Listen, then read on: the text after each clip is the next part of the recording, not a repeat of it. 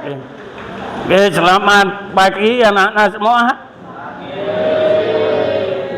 Terima kasih. Bismillahirrahmanirrahim. Assalamualaikum warahmatullahi wabarakatuh. Pada hari ini Bapak akan mengenalkan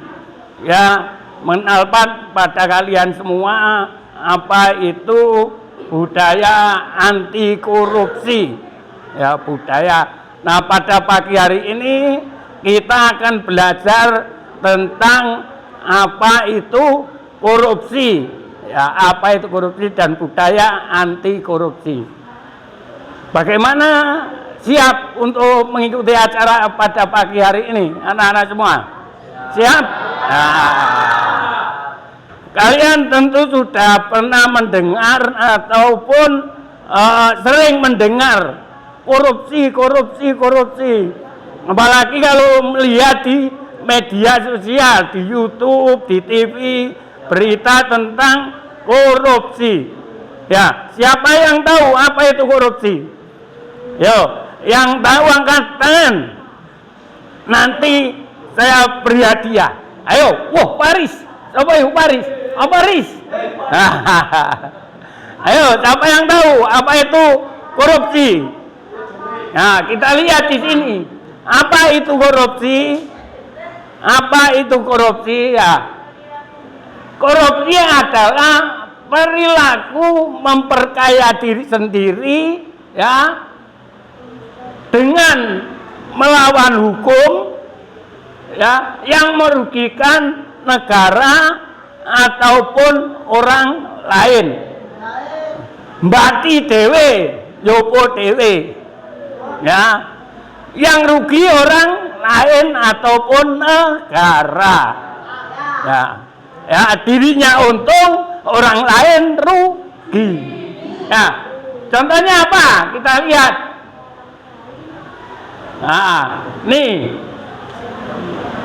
Ini contohnya. Siapa bisa membaca? Yang bisa membaca siapa? Yang bisa membaca coba. Orang begini contoh, orang bekerja di pembangunan yang dibiayai oleh negara, diam-diam mengurangi jumlah uang, untuk membeli semen. Contohnya, contohnya yang ini, contohnya yang paling mudah. Contoh paling mudah, si A, siswa A, disuruh membeli atau fotokopi ke depan yayasan sana. Fotokopinya hanya membayar 100. Ternyata bilang ke bu gurunya atau pak gurunya 150. Berarti untung berapa? Untung 50. Yang rugi siapa? Yang rugi. Nah, yang disuruh tadi, itu termasuk contoh korupsi kecil-kecilan. Contoh lagi. Kalau ini kan contohnya yang besar, besar.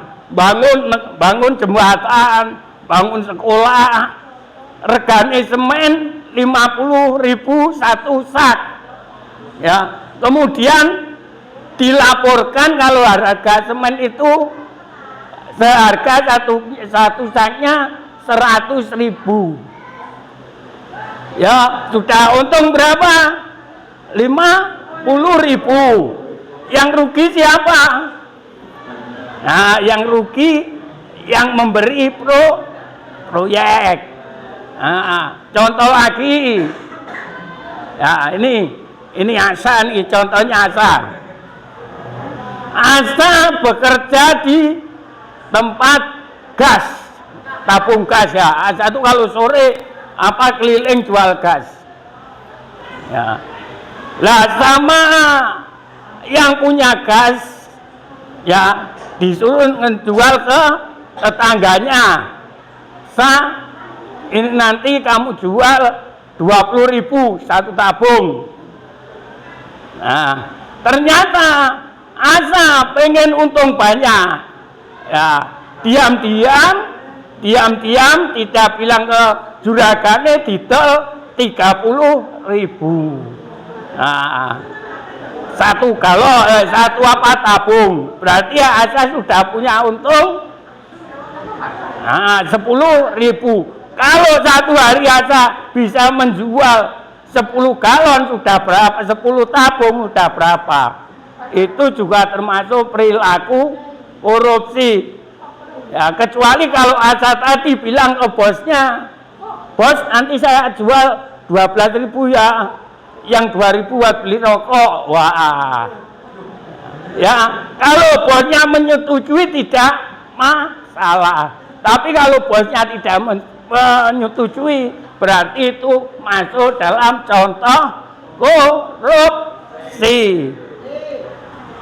Ada lagi contohnya. Kemarin kelasnya Pak Asmono dicet. Ya dicet itu, jadi baru kelasnya. Pak Asmono punya proyek ngecat kelas.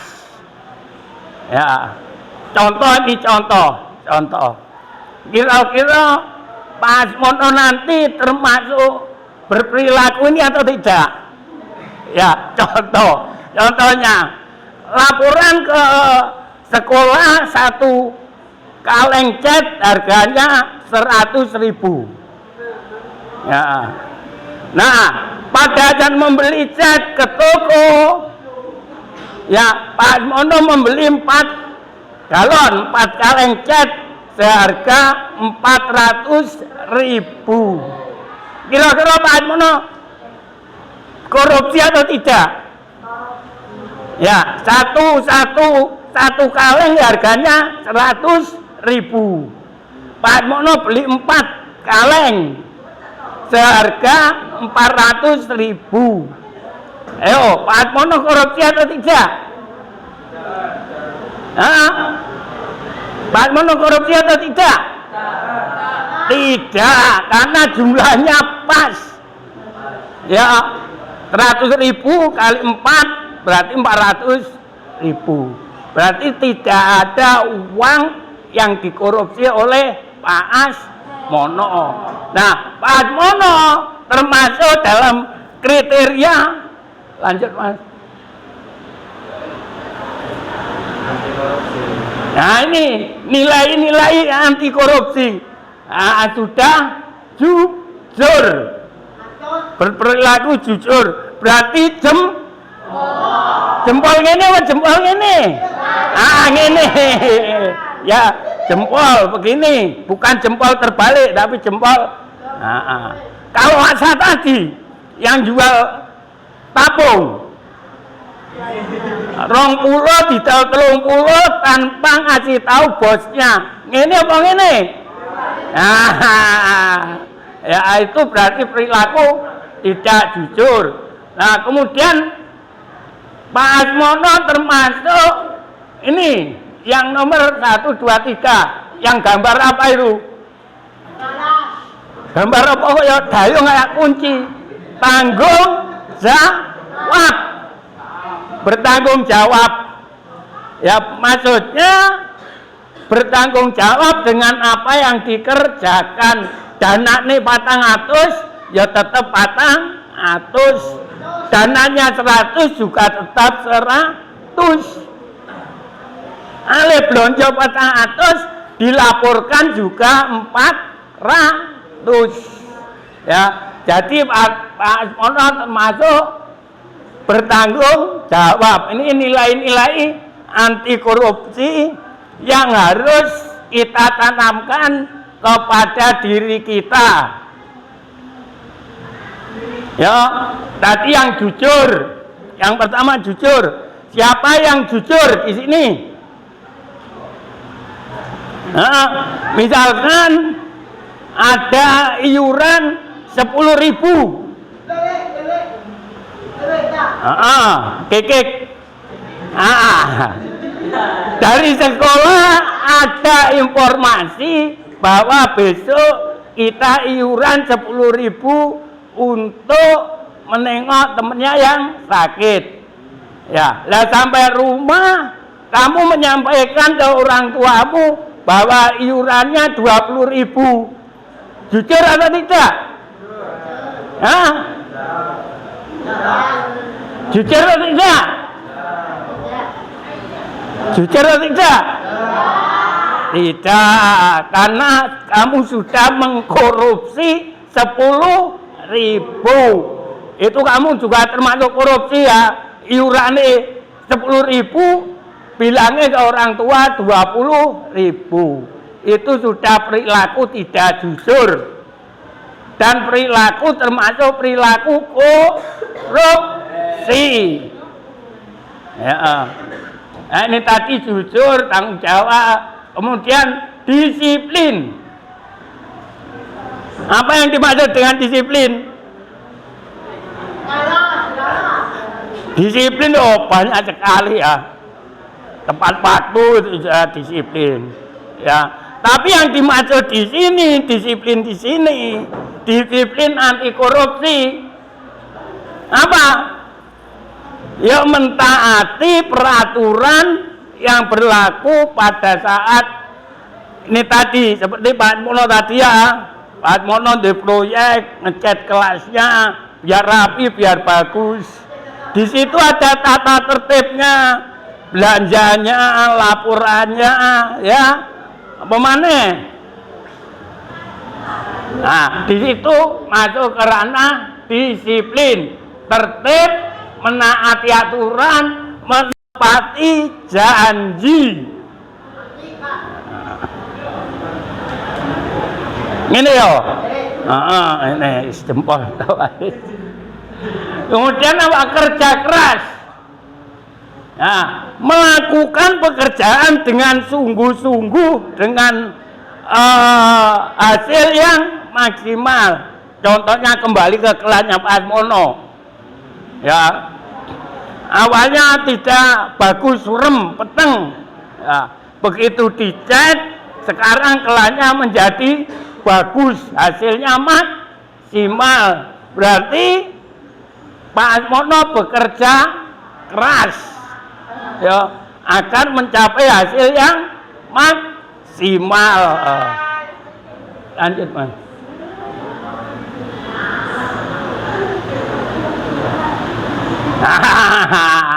Ini dia hidup sederhana.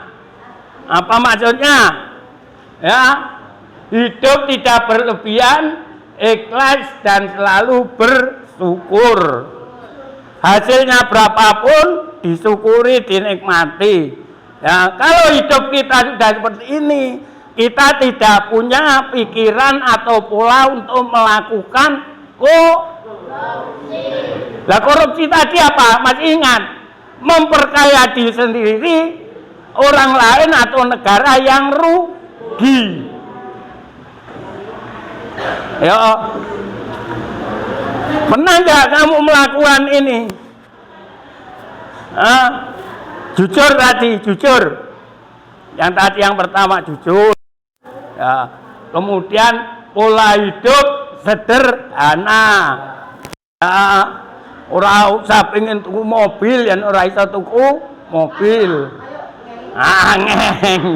Ngeng. Ya, nikmati apa adanya. Pola makan juga gitu. Iso nih nganggo tempe tahu ya pakai tempe tahu, ora usah pengen. Nanti kalau pengen crispy terus, pengen geprek terus, dari mana uangnya? Ya, nih perilaku jujur juga berpengaruh terhadap perilaku korupsi. Kemudian adil, tidak berpihak pada salah satu. Podo-podo punya tanggung jawab yang sama, ya, tanggung jawab yang sama, merasakan apa? Kalau sudah tanggung jawab yang sama, dipikul bersama, ya, dikerjakan bersama-sama, adil. Sing A oleh siji, sing B ya juga harus 1. Si A dapat 2, si B juga harus dapat 2. Jadi sama, adil bersikap, adil. Lanjut. Nah ini, perhatikan contoh sikap anti korupsi. Ya, contohnya kalau kita berperilaku anti korupsi. Ini jujur, perhatikan. Tidak menyontek atau menyalin pekerjaan orang lain. Jadi pada waktu ulangan sumatif semester ya mengerjakan soal tidak melihat ya, meniru, menjiplak, mencontoh. Apapun hasilnya, kalau itu hasil pekerjaan kita sendiri itu akan lebih bangga. Nah, lebih bangga, lebih bagus. Ini perilaku jujur contohnya. Ya karena di situ sudah diberi apa tadi? Laptop satu-satu, jadi nggak perlu melihat ke temennya. Kemudian ini yang lanjutnya disiplin tadi ya. Ayo siapa yang sering terlambat datangnya? Kalau kamu sering terlambat, berarti nggak pernah salaman karo Pak Heri. Loh, kok itu fotonya Pak Heri kok ganti ya? Fotonya apa ini? Nah, ini disiplin. Tidak datang terlambat ke sekolah, tepat waktu. Saya hafal, Pak Heri hafal dengan kamu yang sering terlambat, hafal. Yang rajin hafal, sing rajin datang itu si Kolo. Coba iku lah, coba iku. Coba. Coba iku. Dia tuh jam 6 sampai sini. Kikik itu jam 6 sampai sini. Disiplin, tepat waktu. Terlambat boleh 1 kali 2 kali, tapi kalau tiap hari terlambat, itu wis di luar, wis jelas korupsi tadi, korupsi waktu. Ya korupsi waktu. Lanjut. Nah, nih tanggung jawab. Kalau diberi tugas sekolah,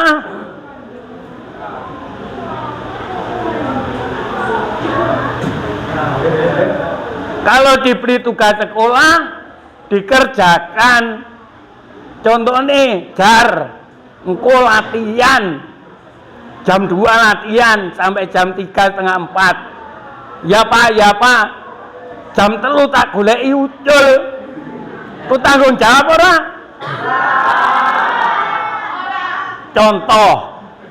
Ngene apa ngene? Nah, ngene ya. Berarti Nizar begini jempolnya. Karena tidak bertanggung jawab. Sederhana tanggung jawab itu. Ya, sederhana. Yang penting mau melakukan. Diberi tugas. Riz, fotokopi ke kantor. Siap bos. Kantor. Ya fotokopi. Paris. Tanggung jawab Tanggung jawab tidak? Berarti jempolnya gini apa gini? Nah gini. Ya apa mana? Diberi tugas sekolah. Membersihkan kelas. Nyapu. Ya, yang tugas hari ini si A, si B, si C, si D. Ya, A, B, C melakukan nyapu. Yang D datang terlambat. Tanggung jawab tidak? Nah, yang dapat jempol siapa? A, B, C. Yang D dapat jempol terbalik. Berarti tidak tanggung jawab. Itu contoh kecil. Pada saat upacara bendera, ya hari Jumat latihan. Wah, hari Jumat latihan. Pemimpin upacaranya Nizar. Contoh. Nizar mah bagus. Ya, Nizar mah gini. Pada hari Jumat latihan jadi pemimpin upacara, pada saat hari Senin saat upacara bendera, Nizar tidak masuk. Alasannya sakit perut. Tanggung jawab tidak? Tidak. Berarti begini apa begini? Begini ya. Contoh, misal bagus ya. Lanjut. Ini termasuk kerja keras. Belajar dengan tekun, bukan main game. Main game boleh, bawa HP boleh, tapi untuk belajar, untuk membantu. Ya, HP itu sebagai alat bantu untuk mengerjakan tugas kalau kita kesulitan. Contohnya pelajaran IPS, ya, untuk gurunya memberi tugas untuk mencari peta negara Amerika. Pakai HP cepat mudah itu boleh. Tapi pada saat pelajaran kamu buka HP untuk sayang-sayangan, itu yang tidak boleh. Ayo ngaku siapa yang pada saat pelajaran sekolah buka HP untuk kirim. Ayo apa? Ayo, itu termasuk budaya anti korupsi, kerja keras. Lanjut. Kamu biar terkenal di YouTube. Nanti banyak yang like. Ya, ada yang memberi jempol. Wah, SLB Pandan ternyata hebat. Ya. Sudah mengenal budaya anti korupsi. Berarti muridnya hebat. Gurunya ya hebat. Ya. Contohnya ini. Sederhana apa? Contohnya Faris itu kalau pagi bawa bekal nasi. Berarti dia di sekolah tidak jajan. Nah, itu budaya yang bagus, hidup sederhana. Sekiranya orang tuanya punyanya tempe tahu ya sudah, kita terima, kita bersyukur ya sudah bisa makan dengan tempe tahu. Karena apa? Di luar sana masih banyak orang yang mau makan aja susah. Jangan disia-siakan, nanti bekalnya di sini dibuang di tempat sampah, kamu beli jajan. Itu sama jajan dengan boros. Ya, lanjut. Sampai sini paham ya? Yang hidup sederhana. Paham?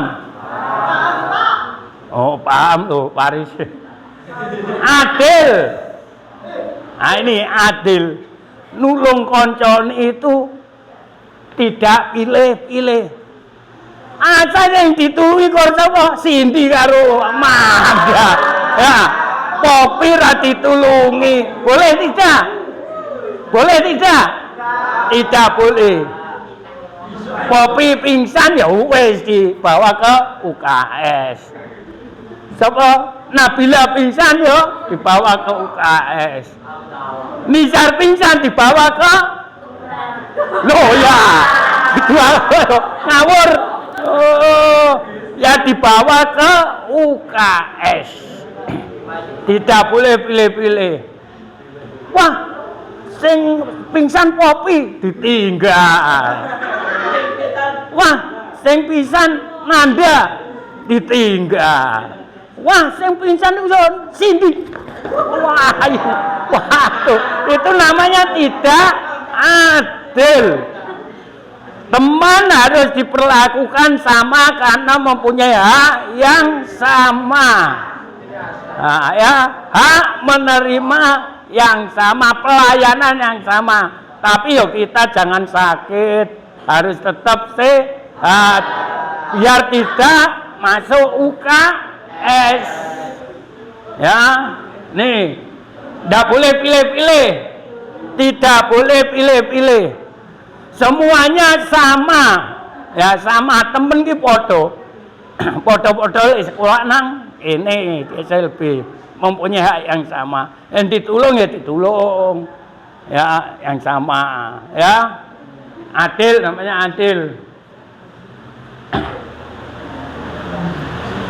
Nah ini yang terakhir, kira-kira kita siap nggak untuk melakukan ini? Stop anti korupsi. Isyaratnya apa? Korupsi enggak, stop ini ya, stop. Ayo kita coba stop anti korupsi, tangannya begini. Ya semuanya, ayo ini stop anti korupsi. Diulang. Iki kok menengahi sing kene iki, sing kene kok menengahi. Ya, stop anti korupsi. Tangannya gini bersama-sama. Ya. Ini loh ngarep ke depan. Ulang wis. Diulang. Bukan ke atas, bukan ke depan. Ke depan ini. Kalau Pak Heri bilang stop anti korupsi, kamu langsung begini ya. Ayo, stop anti korupsi. Nih ya, ini janji kita untuk berperilaku jujur, sederhana, tanggung jawab, disiplin, adil. Siap ya? Ya, SLB Negeri Pandan siap anti korupsi. Loh kok diem kabeh? Ayo, teriakan, yang C teriakan. SLB Negeri Pandan siap anti korupsi. Mantap. Iya. Oke. Nah ini perhatikan ini, yang kotak kecil. Hasil korupsi itu bukan rezeki, bukan, tapi ngakali, hasilnya ngakali. Ya hasilnya ngakali ben oleh untung. Orang lain yang rugi, negara rugi, kita yang untung wijenge korupsi ya. Ini terima kasih. Ya, terima kasih untuk pagi hari ini. Mudah-mudahan kita selanjutnya bisa berperilaku jujur, adil, tanggung jawab, disiplin. Ya, terima kasih dari Pak Heri. Mungkin ada saya tanya jawab ya. Ada. Nanti silakan yang mau bertanya, nanti Pak Heri siap untuk menjawab. Terima kasih. Wassalamualaikum warahmatullahi wabarakatuh. Saya tanya jawab. Nama saya Indra. Contoh kerja keras, belajar di kelas, membantu tukang HP, apa boleh? Makasih.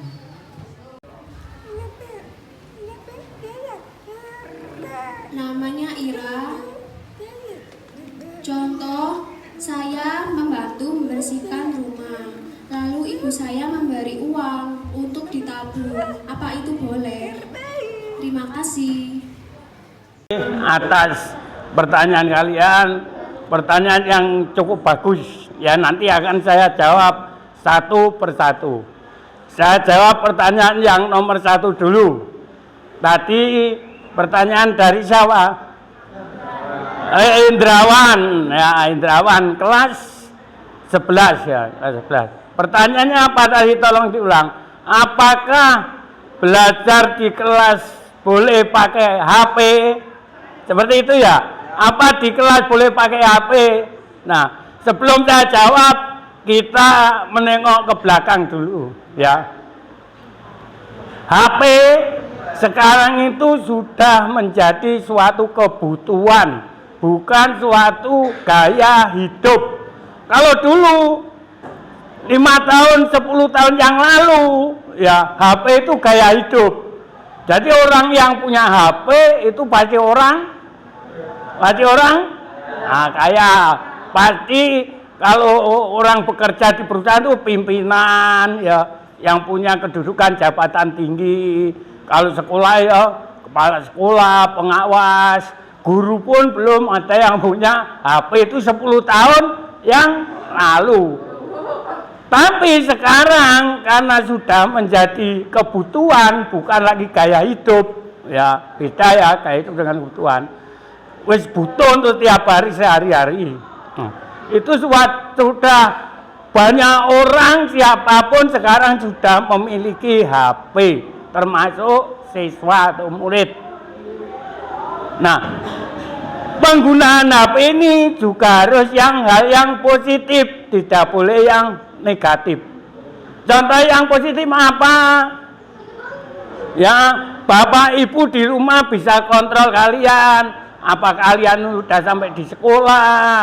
Apa belum? Itu bisa pakai HP. Jadi kontrol. Ya, buat kirim kabar ke temennya, ke orang lain, ke saudaranya yang jauh.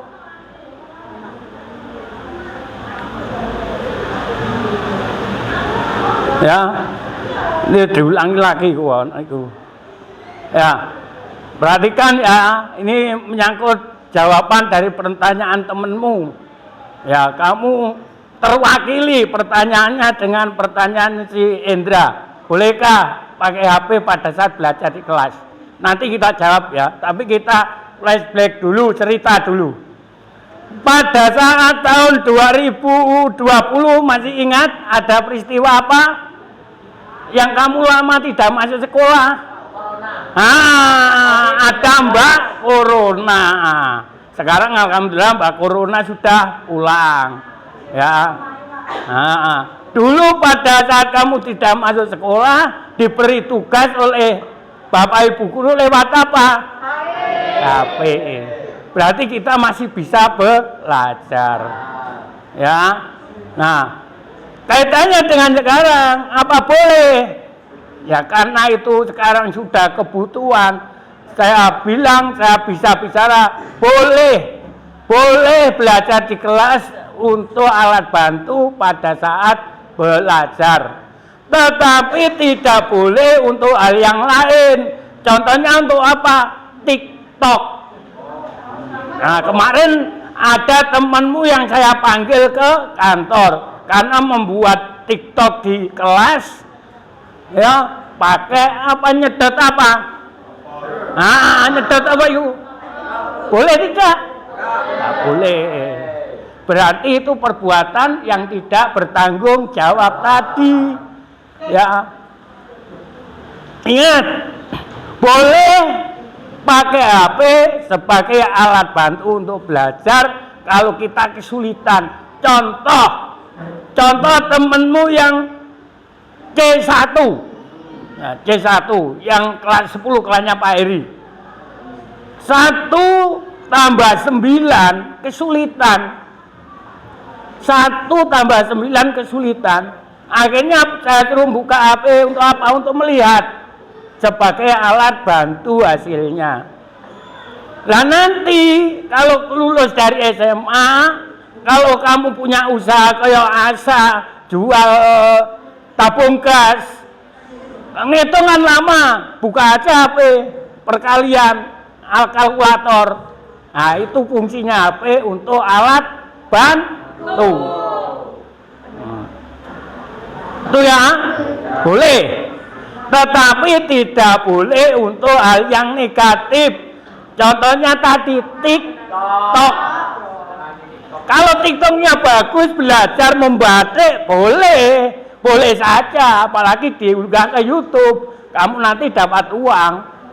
Ya, namanya apa itu? Apapun namanya, kalau kita mengunggah TikTok terus dapat uang, itu apa namanya itu? Nanti tanya Bu Andin ya, Pak Heri nggak ngerti yuk. Yes. Pokoknya kalau ada TikTok yang saya lihat tuh punya Asa dulu, pasti saya lihat. Ya, saya lihat. Kalau TikToknya bagus, saya jempol. Tapi kalau TikToknya jelek, ya saya gini. Ya, oke? Sepakat ya, boleh bawa HP tapi untuk alat bantu belajar. Ya, contohnya mencari negara-negara mana, presiden mana ya. Boleh. Cari isi pedoman penghayatan Pancasila. Boleh. Ya, sekarang kita eranya menuju profil pelajar Pancasila. Jadi sikapmu, perilakumu harus sesuai dengan Pancasila. Nah, jawaban nomor 1, ya sudah puas? Sudah? Nah, sekarang nomor 2. Ya, pertanyaan nomor 2 dari siapa tadi? Dari Ira. Kelas berapa? 10 tunarungu. Ya, tadi bertanya di rumah di rumah membantu ibu membersihkan rumah, kemudian diberi uang ya untuk ditabung. Boleh atau tidak? Korupsi atau bukan? Boleh. Tetapi jangan dijadikan kebiasaan. Nanti ora dikai duit ora gelem nyapu. Itu jeleknya begitu. Ya, bukan korupsi, bukan. Tetapi efeknya nanti mau bekerja kalau diberi upah karo wong tuane, padahal itu rumahnya sendiri, kamarnya buat tidur sendiri. Ya, boleh menerima ditabung boleh, tetapi jangan dibiasakan. Kalau asa memang bekerja, boleh menerima upah. Orang bekerja memang wajibnya terima, haknya menerima upah, tetapi tidak boleh korupsi. Ya wis korupsi jenenge ora bertanggung jawab. Demikian ya. Jawaban dari Pak Heri, mudah-mudahan kamu paham dan tahu bahwa menerima upah dari orang tua boleh-boleh saja, tetapi tidak boleh jadi kebiasaan. Kalau disuruh tidak mau lalu tidak diberi upah, berarti itu namanya bukan kerja keras, bukan disiplin, bukan tanggung jawab, tapi buruh kerja. Harus bisa membedakan mana tanggung jawab di rumah, kewajiban di rumah, mana pada saat kita bekerja mencari upah. Terima kasih ya, semoga puas dengan jawaban Pak Heri. Saya kembalikan ke moderatornya. Monggo. Assalamualaikum warahmatullahi wabarakatuh.